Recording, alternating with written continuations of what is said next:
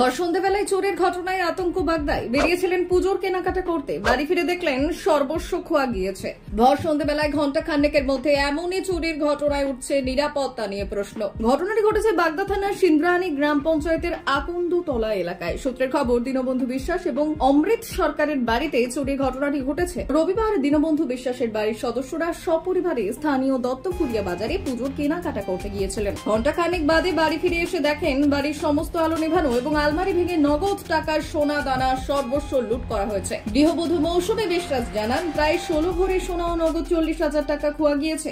সন্ধ্যাবেলা 7টা নাগাদ গেছি, বাড়িতে চলে এসেছি তখন 7টায় 10-15 এরকম হবে। তারপরে এসে দেখি এইরকম অবস্থা। সব নিয়ে গেছে? হ্যাঁ, সব নিয়ে গেছে। মানে আমার ঘরের আলমারি ভেঙেছে, বৌমার ঘরে, মানে বাইরে যেখানে যা আছে সব ভেঙেছে।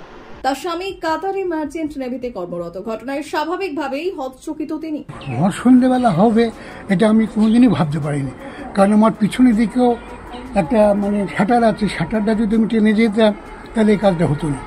কিন্তু আমি ভেবেছিলাম যে ঘন্টাখানিকের জন্য যাবো আর আসবো। আমার লাইফে প্রথম দেখলাম যে 7টার সময় ভর সন্ধ্যেবেলা এইভাবে তালা ভেঙে জিনিসপত্র লুটপাট করে, শুধু সব জিনিস আছে, শুধু ওই সোনা আর পয়সা টাকা, এই জিনিসগুলো নিয়ে ওরা মোটামুটি 1 ঘন্টার মধ্যে ওরা কাজ করে বেরিয়ে গেছে। মোটামুটি আমার টাকা ঘরে তো বেশি রাখে না, 40,000 টাকার মতন ঘরে ছিল। আর ওই সোনা সব পুরো পরিবারের সোনা, আমার ছেলে একটা বাইরে থাকে, 16 ভরি মতন, 16 ভরি সোনা তো কমপ্লিট আমার দিয়ে, বোধ দিয়ে, আমার বৌমা দিয়ে, নাতি ছেলে দিয়ে 16 ভরি সোনা মতো। অপরদিকে ওই একই সময় বাড়িতে তালা দিয়ে পুজোর জামা কাপড় কিনতে গিয়েছিলেন বৃদ্ধা সবিতা সরকারও। চুরির ঘটনা ঘটেছে তার বাড়িতেও। ছেলে পুলিশের চাকরি করে, বাড়িতে সেই সময় অন্য কেউ ছিল না। সেই সুযোগে ঘরের তালা ভেঙে দুষ্কৃতীরা কিছু সোনার গহনা সহ 12,000 টাকা নিয়ে চম্পট দিয়েছে। চারিদিকে ভেঙেছে, এই ঘর ওই ঘর সব ঘরই মোটামুটি ভেঙে ফেলেছে। হ্যাঁ পুজোর বাজার, হ্যাঁ পুজোর আগে কষ্ট তো অবশ্যই হওয়ার কথা।